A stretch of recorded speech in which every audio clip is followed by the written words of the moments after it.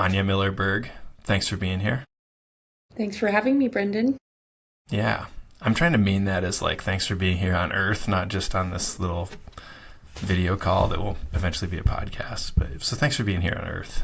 Yeah. No, didn't have much of a choice in it, but I'm here and I'm milking Right. it. Right. So, can you tell us a little bit about who you are? Man, I thought we were just going into favorite things. Start with the Um, basics. Cat mom. oh God. I wouldn't start with that just for fear of sounding crazy, but um, wow, okay. No man, I live in Seattle. I'll start with that. We can start with your job if you want to. I don't know. Do you have a job? You have I a do job. have a job. I'm the creative director at Mountain Hardwear, kind of over the brand expression, so not over the clothing, but kind of like words, pictures, films, videos that come out for Mountain Hardwear. That's my world. And I've been doing that for kind of coming up on 4 years now. But I guess in short, I've lived in Seattle for almost 16 years now, but was born in Canada, kind of like bounced around the US, spent time growing up in eastern Tennessee, Chattanooga, went to school in Colorado at CU Boulder, lived in Tahoe for almost 8 years, and kind of was an architect in my first version of life. And now, second version, I'm in kind of creative marketing and brand world. So I live in Seattle with my husband Charlie and my cat Goji, and I like to climb and mountain bike and snowboard and basically do whatever the weather lets me do outside. So And I've only known you in your second, what you say is your second career iteration. Um, you think that's a pretty common career path for people with architecture degrees? no, I don't think so. I think one big commonality among people that have architecture degrees is that most of them want to leave the profession. I I mean that could be overstating it, but I feel like a lot of architects you talk to seem burnout, wish they were furniture designers, are starting their own side hustle with like a lighting design company. They're always doing something else, and I think that the reason for that is that architecture, the schooling, really attracts people that are very conceptual and kind of also fancy themselves like good at math. I don't know. But the schooling itself is very conceptual. It's expression of like form on the landscape. Yes, you have to take engineering courses, but I think like the people that are attracted to it are very attracted to that kind of conceptual expression of thinking. And when you get into the real world profession of architecture, I feel like about 5 or 10% of every project includes that expression. And then the rest of it is very like project management driven, just like kind of working with the city on permitting. It's like a bunch of red tape that you kind of don't really get introduced to until you're in the profession. So it's a bit of whiplash, or at least it was for me. Um, but that 10% of the project that you get to decide what expression is on the landscape is sick. So Yeah, now I'm thinking. I think I know three architects total in my life, and none of them are practicing. yeah. So, uh, do you? And I always think of you as like a your like design brain, as opposed to mine, which is very verbal in approaching projects. So I can see where you went from that to branding to creative director. In my mind, it makes total sense. But um, do you do you think that's accurate? I think of you as more of a designer. When you are surrounded by really good designers, I I think I like balk at calling myself that because I'm like, oh man, there's like so many other people that are better than me, that kind of thing, and I don't even want to put that label on myself. Um, I would say my mind works in like a words and pictures, like a multimedia kind of explanation way. Um, I'd rather not just have one mode of expressing myself, like I'll draw you a little diagram about it, I'll write a paragraph, and then I'll like, wave my hands about it too. There's like, I think it's really similar to a set of architecture plans, like I'll try to describe what I mean in a multitude of ways so that if you happen to be a more visual person, you can pick it up that way. If you happen to be a verbal person, you can pick it up that way. So I think like I do consider myself a creative person and somebody that tries to communicate in a bunch of different creative ways. A designer is such a very specific term. Hmm. And I now that I know so many good designers, I'm like, I'm not sure I get to be in there, but I aspire to be. Oh, okay. Are you a rock climber? Also a hard question at this point in my life. Because I got to tell Yes, you, there's better rock climbers out there than you, too. that's true. Oh, you caught So, me in my own trap. so, Yeah, in a trap of my own making. There you go. I yeah. feel like in the cartoons when the animal's like hanging upside down, flailing around a little bit. From Um, like in the little end of the trap, it says imposter syndrome on it. Exactamundo. Yeah. Yep. Yeah, I am a rock climber. I have been for over, oh God, 25 years now. So, um, and regardless of how well or badly I'm climbing at any given point, I still do consider myself that. So, yeah, let's go with like creative brain, designer on a good day. Like, you know, I guess I think that because we've worked on a project together, worked on projects together, and when you think of, hey, let's do this, we're doing a video. I have to write things down and say, I have to describe what I think should happen, and you would draw it. You would storyboard it, which is not yeah, something I I'm would. capable of. So, yeah, but no, Okay, yeah, fair it's enough. better. Yeah. Um, shall we get into your list? I would love to get into my list. Okay, Yeah, you're just gonna pick the order.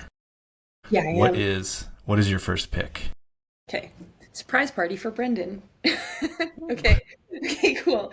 My first pick, for one of my favorite things right now at this point in time, flag in the sand, is this book, Show and Tell.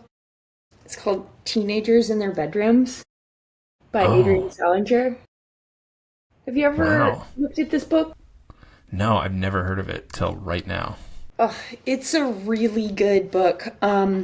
So first of all, I got it as a gift from a good friend of mine, Brian Limoges, and it was a completely surprise gift. It was for no occasion.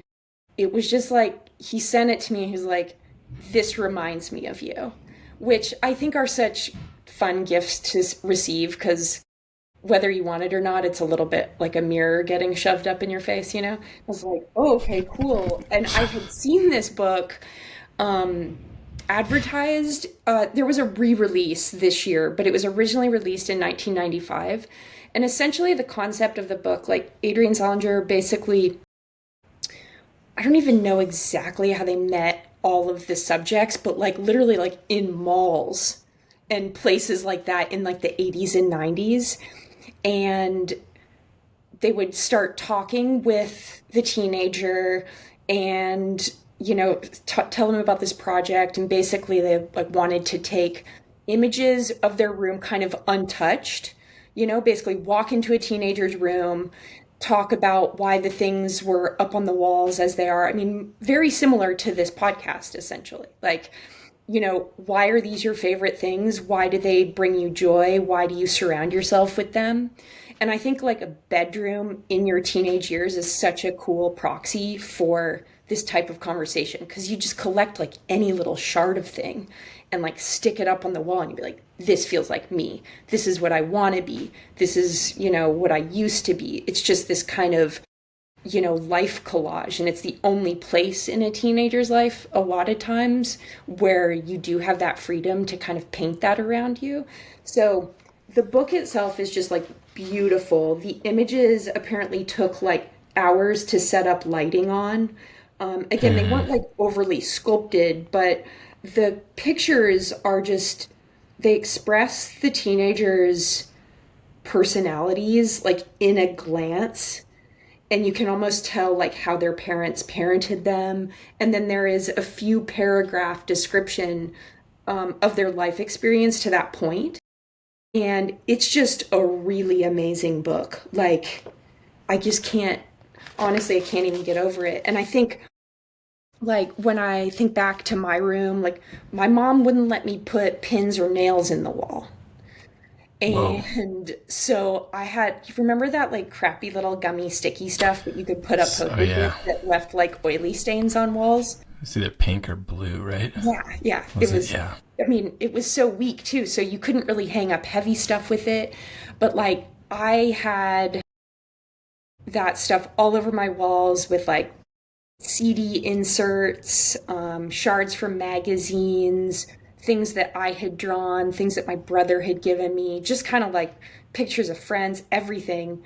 And my room was very important to me growing up. And I think, like, honestly, it sounds silly, but it was almost one of those things that led me into architecture. Like, I had a bunk bed with no bottom bunk, and I had this little nook that I kind of set up a space under the bed in, and just like could go in there and listen to music or draw, keep all the little things that I thought were like, magic in some way for me, like weird eraser collections, or, scratch and sniff stickers and whatever it was. But I really like this book because I think there's something like, as an adult and the house that I have now, there's some sort of like tentativeness sometimes, like, ooh, maybe I shouldn't put this up on the wall, or this seems crazy. It's not like pared down enough or clean enough in here. But that kind of unabashed surrounding yourself with just things that like fill you up with inspiration and have those like inputs. It's just like a regrounding piece for me. So anyway, I love it. Yeah, and then when you're cohabitating with your partner, it's always like the we have to have this conversation about, is it okay if I hang this on the wall, or Yeah. like, what is this? So I wonder, like, that's the teenage bedroom, or potentially one of your places you live in as a single person is like the last place that's truly just yours. Indeed. It's interesting to think about. Why is this book? What's going on right now that is making you gravitate towards this book? You know, I think in when you have a creative job, you need to keep the coffers full of kind of positive inputs that have nothing to do with marketing initiatives or business hierarchies or budgets, those kind of things. And to me, it's like kind of easy to get sucked into those details for the job itself. And I think, like, just the pure expression of like, surround yourself with things that help shape your personality, music, print pieces, your clothes, the way you keep your clothes, things that feel important to you, let the things go that don't. I think it's something that, as I go further into my career, I like, you just, you do need to really pay attention to what inputs you're taking in. And that, again, as we get older, it's like, this is not like, a 40 something's, how a 40 something's bedroom should look. I'm like, ooh, that's a trap you get yourself into, and you end up not putting things up that bring you joy, or just kind of gravitating towards those things that may not be like age appropriate, or something like that. And it's a reminder and an inspiration to like just put stuff up, even if it's maybe a little bit crooked. I mean, like the cover of this book, there's like a psychedelic furs album, and it's put up on the wall with pins, but it's like at some like rando angle on the wall. It's like at a 30-degree angle. And there's all these posters that are like in that angle. So the girl's room almost looks like it's a like tilted room with like a sloped floor or something, Yeah, you yeah. know? And she's got an asymmetrical haircut, and she's got like Star Wars, Empire Strikes Back bedding. Like she's got this kind of old school radio, a drafting lamp. It's like things collected like from her family and parents, and like it's just very eclectic. And I think it's such a pure representation because at that time you don't really have the money yet to like have some exquisite taste be expressed in a space. You just like struggle and grasp at the things that you can get your hands on that like mean something to you. And I don't know, I just think I don't know. That's it's just how it feels to me. It feels like a great, like, it's like a call to action for me almost. Oh yeah, right. To like back at that age of semi innocence where you didn't care what was. I mean, how many people were actually going to see your bedroom? Your parents who have known you your entire life, your siblings, and then maybe a friend or two, or a potential love interest. Whatever. Yeah, want to So see my room? Like, yeah, remember exactly. saying that? You know what? We have a 3-year-old at our house right now who loves to say that. Do you want to see my room? And I'm like, it's like the most touching thing. Like this is his stuff. It's so cute. Anyway, Yeah, I want to see my room. um, Yeah. the thing you said about the gift that was not for any occasion is like that's like a true gift. It's not like, oh, I knew your birthday was coming up, so I had to buy you something. So I went out looking for stuff, or like the holidays were coming and I was getting everybody else, the something, so I had to find something for you. So here's a candle I thought you would like, or whatever. And it's like, no, when you buy somebody a gift like during the year, it's like, here. As long as it hits the mark, right? And if it's like really way off base, you'd be like, "What were you thinking, Brian? Like that's how That you could see me?" also be really funny though when it's way off base. Yeah, right. That's like a whole other show here, maybe. Yeah. Yeah. Oh, But I really I love the idea of like when you see something and it just overwhelms you so much that you're like, "Oh my God, Brendan should have this. Like he needs this surrounding his person." Or, somebody, I don't know, just even if it's not somebody who you would typically give a gift to, it's so touching to receive those things. hmm. And it's grounding in some way, even if it isn't how you see yourself. If somebody else sees you that way, that's also meaningful in a certain way. So I think that's a New Year's resolution is like, you can get the gift or you can even just send somebody a picture of it. It's like, this makes me think of you like deeply. If you don't have Hmm. the money or something to buy that, it's just like just those little pebbles of thought that remind people of each other's, I think is important. Yeah, I think that's literally the term for it is pebbling. When you send people little things and like I love um, it. maybe less, fewer than like 2 or 3 a day. That was nice. It's for most people, So unless it's you're like your saying you want spouse. 2 or 3 an hour? No, no, that's too much because then you got to Basically react to like it. You're a like, gravel dump truck of pebbles like being unloaded. okay, thank you. I'm glad you were thinking of me all day today. This is kind of Yeah. weird. Yeah. Yeah. Okay, so grab bag number 2. What's item Okay. number 2? Grab bag number two um, is a Spanish clothing brand called Bobo Chooses. I Bobo chooses. I thought maybe. Okay, so first of all, I don't know if it's something lost in translation, but you spell it Bobo, and then it's Choses because choose has two O's, but it's not chooses.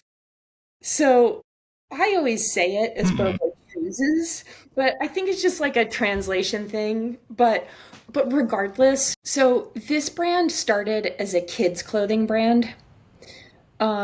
I don't know exactly when they moved into like women's and unisex like adult clothes, but and I do like the clothes themselves. Like they're very colorful.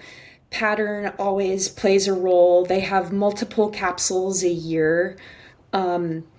And they're just, it's like, it's for people who really have a children's and like child's imagination and who kind of want fun when they put on clothes in the morning. But what I really admire about the brand, so like the clothes are really high quality, they're nice. It's a lot of like high-end organic cotton, bright colors, cool prints, plays on proportion.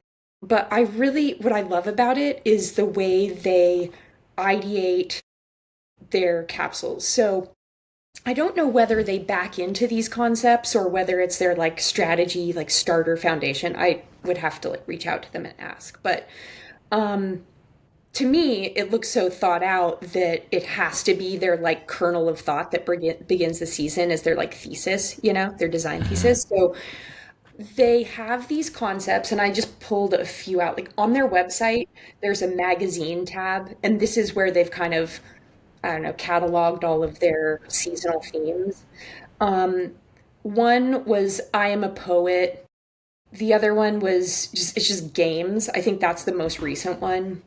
And the way that plays out is like on a lot of their, print graphics, they have kind of a seasonal print graphic theme and it'll have like tic-tac-toe on it or some like a chess piece in a really cool like illustration.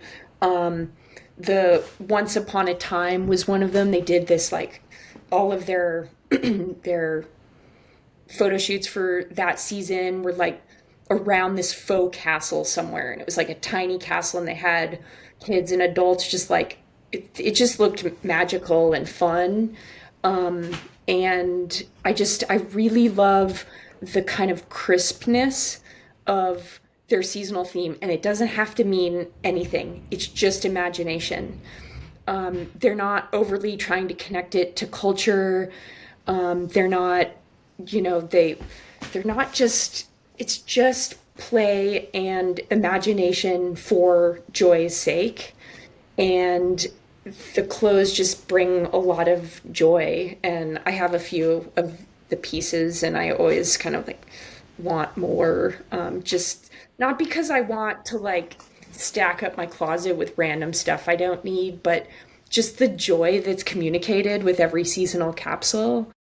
I just think it's so. Do you have a memory or like a time when you were a kid where you were first realizing you could dress however you wanted? And like, do you remember, like, was there a grade where you're like, yeah, I'm gonna do this and see how it goes over at school? Or So I think like, and I don't think this is rare, but I think for a lot of kids, that kind of moment is not like a turning point, but this struggle between like your parents and you. And I just like for a bit of context, I'm the youngest of four kids, and all of us are at least 5 years apart. So, like, you know, 5, 10, 15. My oldest sibling is 15 years older than me. And, if you know anybody with kids, they keep clothes, they pass them down. They don't want to, like, a lot of people don't want to kind of rebuy clothes for the younger siblings. So I had a lot of hand-me-downs, which oftentimes can be really cool. And like now I think the idea of that's cool. But when you're small in the 80s and kind of like bright colors and patterns and stripes and kind of weird hammer pants or in style or whatever, like I didn't really want to wear my like 15-year-old, hand-me-downs from my sister who was born like a decade and a half before me, right? And there was a lot of polyester there, and I was in a struggle zone for like much of my growing up, stylistically. Put on top of that, that my mom was a single parent of four kids. We had very little money to kind of like have any of that stuff. So it was very much like, okay, cool. I could at least cut the sleeves off this shirt and have it be a little something more about what I liked. Or my brother gave me the shirt, it's too big for me. I'm going to cut off the bottom and the sleeves. And then I've got this cool thriller shirt that he no longer wants, but it's huge on me, right? So I think like for me, I was constantly in that struggle because of a few of those factors. And like none of those are like blame on anybody. It's not a poor, like, woe is me situation. But I think like at the time, I would always have one or two things in the rotation of what I really felt good in and what I really wanted to wear. And again, put on the fact that my mom was a single parent, she didn't have a lot of time. We weren't doing laundry all the time. So I could probably wear those things like once a week because I'd always spill shit on myself, like just always so dirty, like just a ragamuffin, you know? So so basically, like the other, few days a week at school, I'd have to kind of like bite the bullet and wear something that like didn't really represent me in the way I wanted to be represented at that time, no matter how unhinged that was. But like that was just it. And I think like I wanted, first of all, this sounds ridiculous, but I really liked cotton. Like I always wanted to have cotton on. And I think like I'm just looking at this little picture I have of myself behind my computer. And you have probably seen this before. But this this picture, okay. So whenever I'm feeling a little bit like maybe I'm taking myself or things too seriously, I can just look up at this picture and be like, solid. I felt great this day. I felt so good.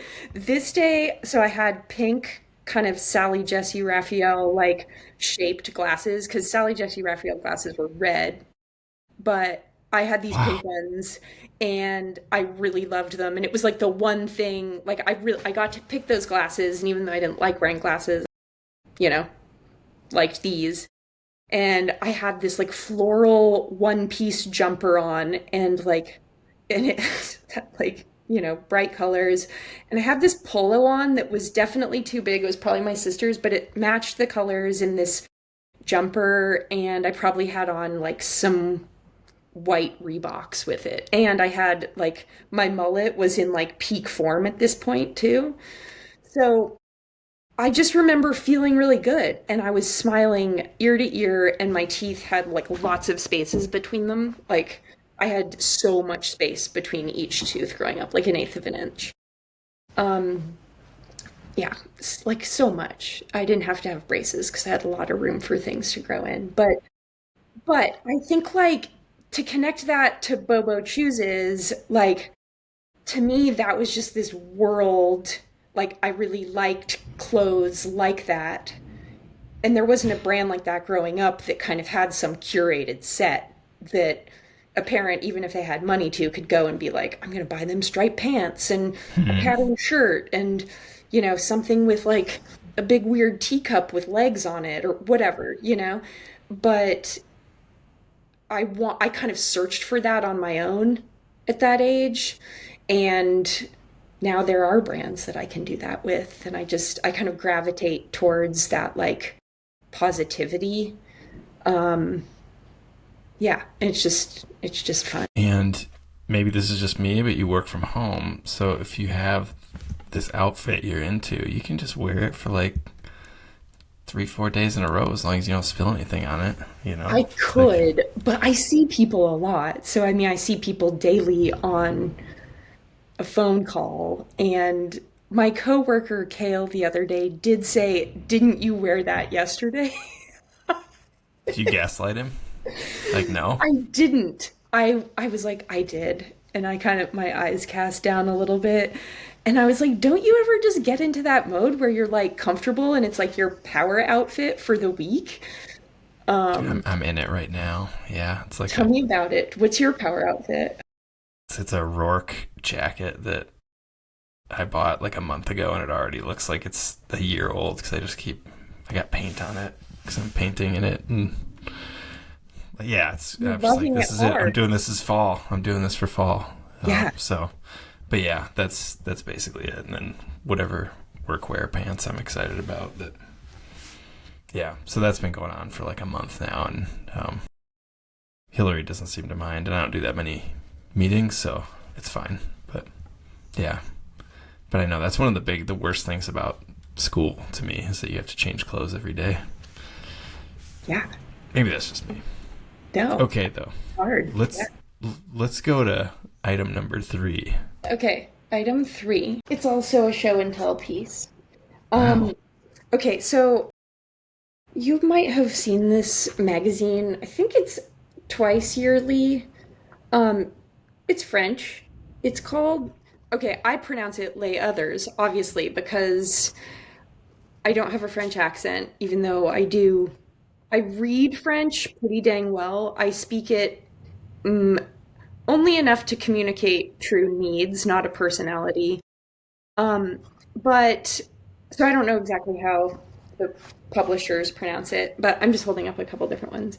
Mm-hmm. Um, so similar to Bobo Chooses, they have a really nice focused concept for every publication. So this one's like To Health.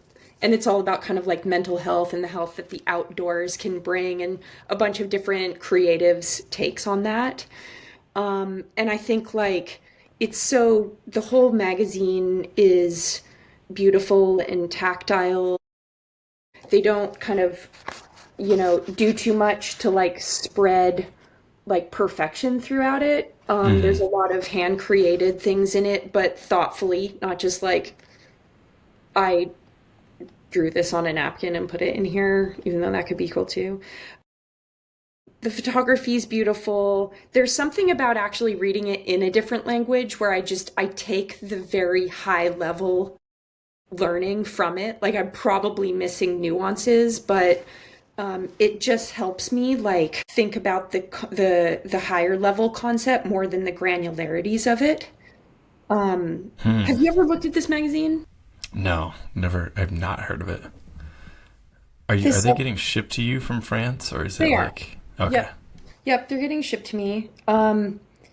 Like this one is like all about play. And so, it's like, do you want to play? And they've basically, the concept for the cover was it looks like they made a bunch of little outdoor tools, but in like rubbery toy form. So there's like an ice axe that's like blue rubber, there's a little yellow crampon, there's a rope that's kind of rubbery green, and the whole thing is just about kind of like the play in the outdoors. And I think it's just like, I just think it's really beautiful. And again, it's that concept, it's kind of building yourself a pasture to ideate within. Like the clothing brand did, they just keep that edit of their print piece. Right? And it's this like, give me the freedom of a fenced in pasture to kind of let my mind roam around in, bump up against the edges a bit. I think it's really beautiful. So this one almost sounds like it kind of relates to work sort of thing. Do you have to spend a bit of time every week ideating, like doing that, like sending yourself to the pasture? Would you say? Sometimes I get so full up with the outdoor kind of inputs that I don't always go there for the kind of coffer fill, that I'm looking for. I'll go to other spots that are just like less outdoor specific. But this one, somehow I don't get kind of like caught up in like, who the most famous skier or Mm. snowboarder is right now. Or, it's very much about like the connections and the kind of like personal enrichment that the outdoors can kind of bring and develop, like that self-actualization that comes. So I wouldn't say weekly that I'm going to that publication.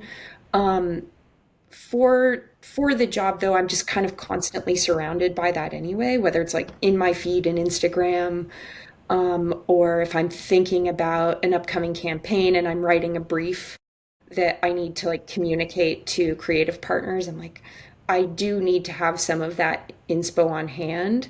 Mm. Um, I think like this piece in particular, that publication is like It's more for me to remember that it's not all about kind of selling product.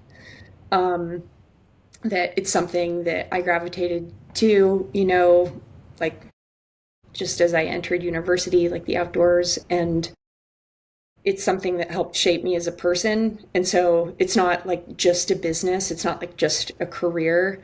It just kind of helps me keep sight of that. Because again, those other drivers that kind of shape the work outputs, for the job, those have to be there and they're important, and it's kind of what makes the puzzle so interesting to figure out a lot of the time. But it can also feel a little bit like depleting. Yeah, there was a interview with Ethan Hawke I put in my newsletter today that was, I feel like he said, if you aim for their wallets, you're gonna miss by a mile. If you aim for their hearts, you might hit.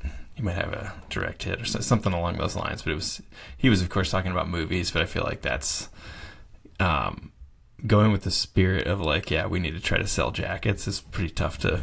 It's pretty tough to get inspired to make stuff Yeah. around that, as opposed to let's make something fun or let's try to connect with people or whatever. And I think that's what I hear you saying there. I think so. I mean, you know, the outdoor industry is that it's an industry.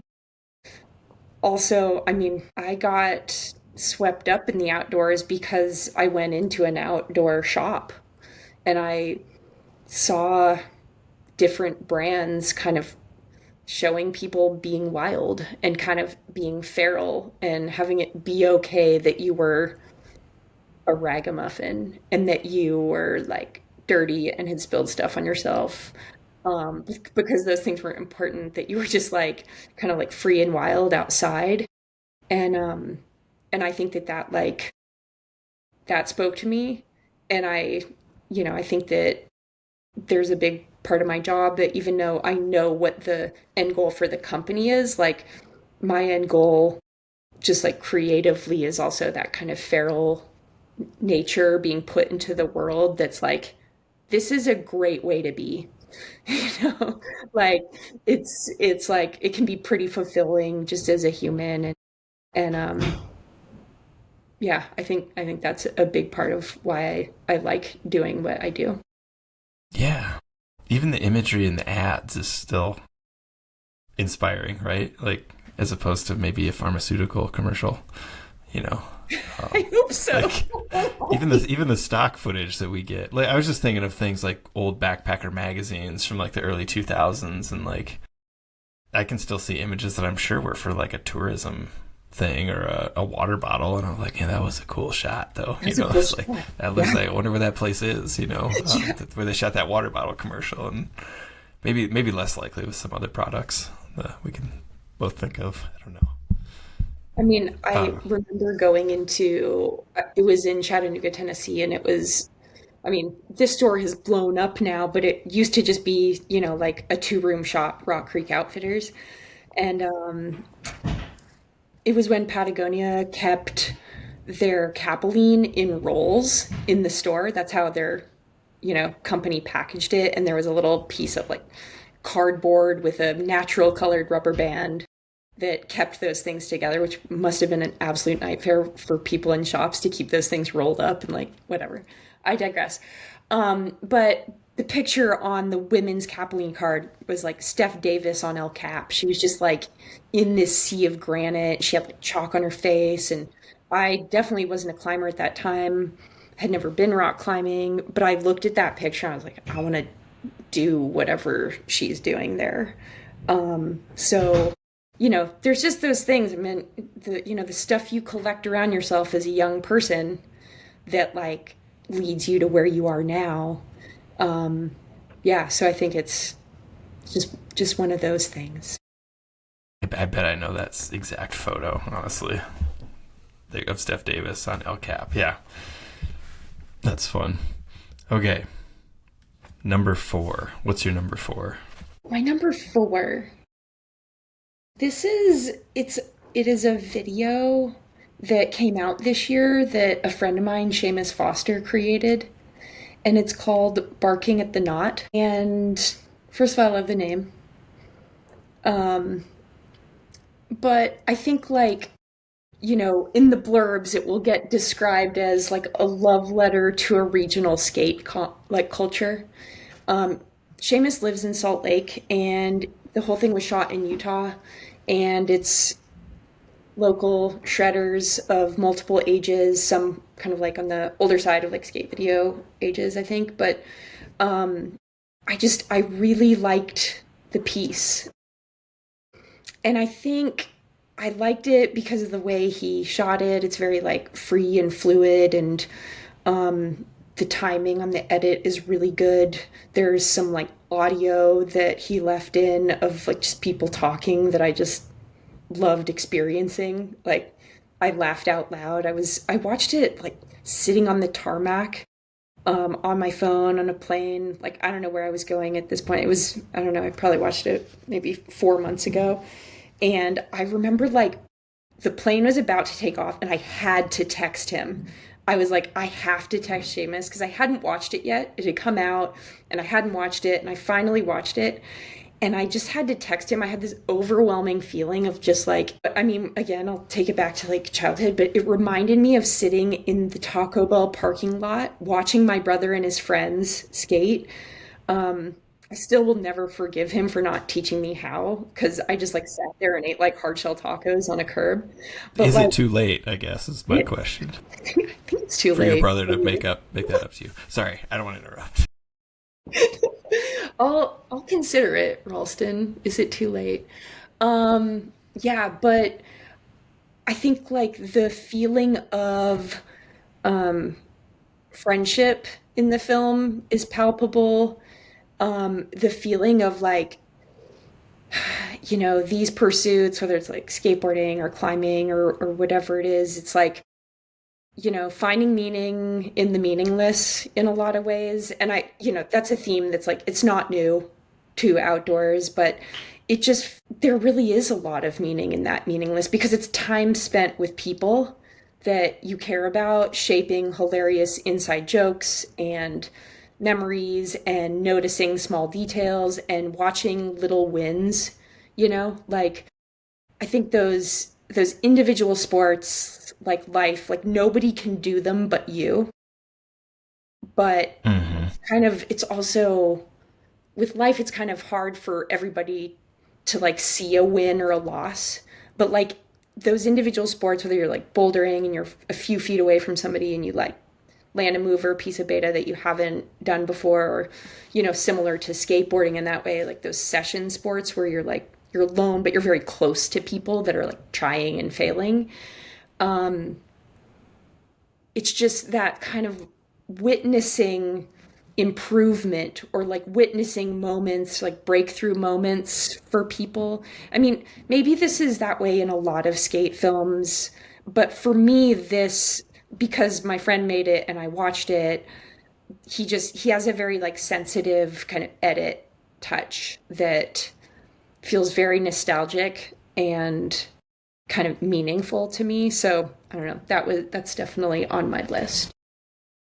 Yeah, and also like skating is hard, and it's a group of Understatement of the century. people. Like I just like think of the amount of failure you have to experience to become even just halfway decent at skateboarding. It's very similar to like learning a musical instrument, and like climbing, you can kind of start an easy thing and get to the top and be like, oh, there's a win. And then you can move on to harder things. But skating looks so hard, and like you know, when I was younger, growing up in small towns, it was like, skating had this like bad, the skateboarding is not a crime stickers, and like it probably still does have that impression for people, but or that reputation for people. But I'm like, those kids, man, they're working every bit as hard to do something cool as the football team or whoever, and like you said, Absolutely. nobody's gonna land that trick for you. Like you gotta do it. So Got to do it. And I yeah. mean, the elegance of the name that he chose, old AI says barking at the knot means to engage in a foolish, pointless, or futile activity, like a dog barking uselessly at a knot hole in a tree, representing wasted effort on something immovable or non responsive often used in cowboy slang or to describe silly tasks. It's just Huh. like it's just a beautiful concept. That Yeah. was for a great concept. How long is this film? I don't know, it's like I don't know, 15 minutes maybe. Okay. Let me just That sounds fantastic. it's like 15, 18 minutes, something like that. Um, were you mad at the time your brother didn't teach you to skate? Like, how much older was he Absolutely at that not. time? Well, my Okay. brother's 10 years older than me. And so I was like really young. He was babysitting both of me and my sister, and he was probably like, I don't know, I guess he was 16. So I was 6, and my sister was, 10 or 11. And yeah, I don't know. I think like I wasn't mad at him.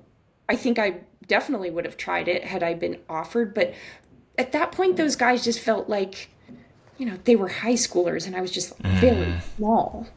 Mm-hmm. 6, 7, 8. Because I mean, that went on probably for his like high school duration. Because my mom would be Mm-hmm. working and he'd pick us up from school, or after school, we would meet up and he would want to go skate. And so we would go with him because he had to babysit us.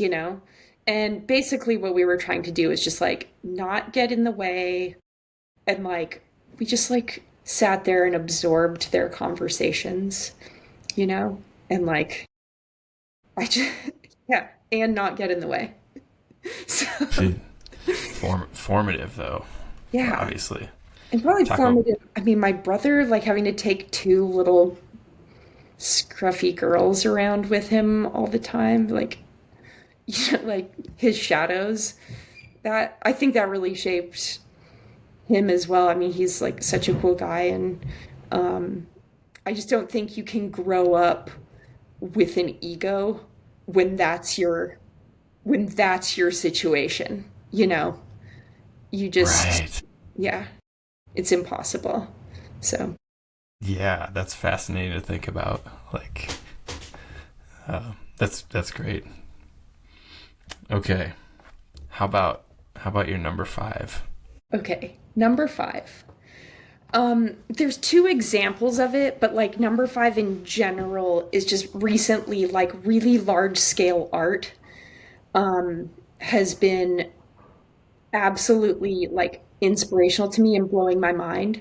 And this is playing out in a couple different ways, but I'll give two examples of the large scale art. They're both female artists. One, Alex Proba, kind of like works between New York and Portland.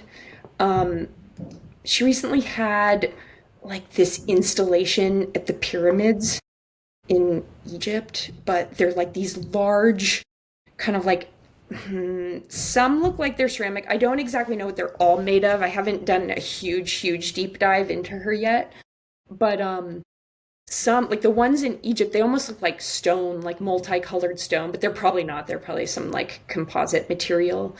But they're not permanent. They're like just large, kind of abstract shapes that kind of remind you of like a leaf blown up or a flower or like the, stamen within a flower that's been separated. And it's very like, it's just really large scale form. And I think like the reason why that's speaking to me right now is I think like come from architecture, you really, yes, you get to think about the form, but you have to think about all the tiny little details. And I think like I'm somebody who can get really caught up in the granularities of things. And I love that these shapes, you have to, she decides on like 4 to 8 shapes that she focuses on and how they interact with one another. It's kind of like, do you sit down in front of a canvas with like 20 tiny brushes and try to fill that canvas, or do you pick the biggest brush you can and have the confidence to like make a couple marks with it? And so I think that's why like the scale is inspiring to me. Also, it's very colorful. It like nods to natural forms, but it's I think like just oversized things like that, like signage for an ice cream shop that's a giant ice cream cone instead of just saying this is an ice cream shop. I love things like that. I love like big forms that either make me feel small or make me feel big. Like I also like miniature things, but I think that's universal. I don't, maybe it's not. No, But yeah. I think, yeah, but it's huge is like a major factor in deciding whether something is art sometimes. Like you're in a museum and you're like, yeah, what if Guernica was like 2 feet by 3 feet? You know? Would that be a big deal? What if it fit yeah, on a notebook page? You know, like the Mona Lisa is very small. People forget that, right? But yeah, some of the stuff that's you're just like, yeah, but it's huge. but it's Oh, huge. okay, let's go see it. You know? I have one more example of it, and I know I'm Yeah. fitting kind of two into this five, but there's an artist named Kathleen Ryan who has been making giant rotten fruit with gemstones. And I will send you the link. If you Google karmakarma.org or Karma Karma Kathleen Ryan, Kathleen with a K, basically the first image I saw was this giant rotting raspberry. For the most part, the raspberry is like beautiful and red. I mean, this thing is huge. Like she's sitting next to it, she could crawl inside the whole of the inside of the raspberry. You know, like it's huge. So, She probably did, right, to make it, I mean, she had to have. right? But it's made of all these like minuscule gemstones. So that kind of goes against my like, stay out of the weeds granularity thing. But what I really like, first of all, I was just like, oh man, this is a giant piece of fruit. I love it. So that was the first bar. Second bar was like, okay, why is it rotting though? Wow. Okay. And I think to me that just started, I think for a lot of people, whatever age they are, it's older than they've ever been. I'm older than I've ever been right now, Brendan. And I I think there is a really interesting parallel between things that are rotting and like in the darkest sense of the word, but also just like fruit's happy and bright, so let's stick with that. But it's like, the concept of like rotten fruit or like fruit that's turning, but there's like still beauty in that, I think is a really cool thing to look at and think about. And I don't know what she's specifically trying to communicate, but for me, it made me start thinking about age and kind of what kind of like how I'm feeling about like either what I'm putting my time to, like, even in the like corporal sense, like my body and kind of what Mm-hmm. it's allowing me to do still that I'm really thankful for and what like feels harder now. Mm-hmm. Um, I don't know. So yeah, just talked a lot about that.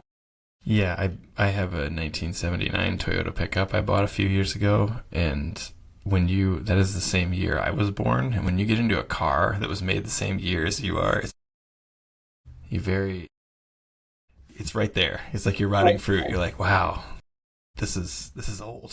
This thing is old. yeah, this is old. Yeah, we have headrests now in most cars. You know, like it's Pictures crazy. up next anyway. At the Yeah. 80s. What have you seen in person something large scale recently? Yeah. Like, has there been anything like? I feel like most urban sculptures tend to be like pretty gigantic works that we all interact with, and maybe we see them every day or we don't. And Yep. There's I saw it the other day when I one of my favorite sculptures in Seattle. I've had a hard time figuring out the artist. It's a giant popsicle. And it's not just like a regular popsicle. It's one of the ones that you could have broken in half and shared with a friend. So it had two yeah, sticks. the two sticks. Yeah. Yeah, the two sticks. And it's cherry flavor. So it's a giant, shiny red popsicle with I mean, it's not actual wood, but with wooden sticks. And The sculpture is at kind of a 45-degree angle, or maybe a little less than that. It's just kind of like the base grows off of one of the sticks. And it looks like the popsicle's like in a little bit of a state of melting because it's like shiny and glossy, you know? And I think I just really like that sculpture. That's something I have seen recently. Where is that in Seattle? It's down near the Crocodile, is all I can remember. I forget the cross streets on it, but I can figure it out. Like near, yeah. Popsicle, Seattle. Giant red twin popsicle. It's at 4th and Blanchard Building at 2101 4th Ave. And it's very satisfying. That's all I can really Can say you about it. imagine reverse engineering this pitch that the artist must have made to someone? Been like, yeah, but it's called Giant. What's it called? Giant Red Popsicle. Yeah. And it's going to be very satisfying for people. And they're like, yeah, cool. Here's like 3 million. Make it happen. You know. I found the artist name. It was so easy. Thanks, Google. It's 17-foot steel and epoxy artwork. And her name is Christina Osley. Wait, no. That's somebody that. Catherine Meyer. Catherine Meyer. Sorry, Christina Osley was a journalist that wrote about it. That's great. Yeah, Catherine Meyer. Props to you, Catherine Meyer. It was made in 2011. Yeah, that's fantastic. It made one of Seattle's 24 quirkiest landmarks. 24 quirkiest. I know. That's a good city when the list is that long, right? Like, yeah. Fantastic. Thank you for doing this. I think we squeezed in 7 at least into. I did. That was not. No, I pushed you for the last one, so that's on me. But yeah. Awesome. Hey, this is a great place to end it. Thank you so much. Yeah. Thank you, Brendan.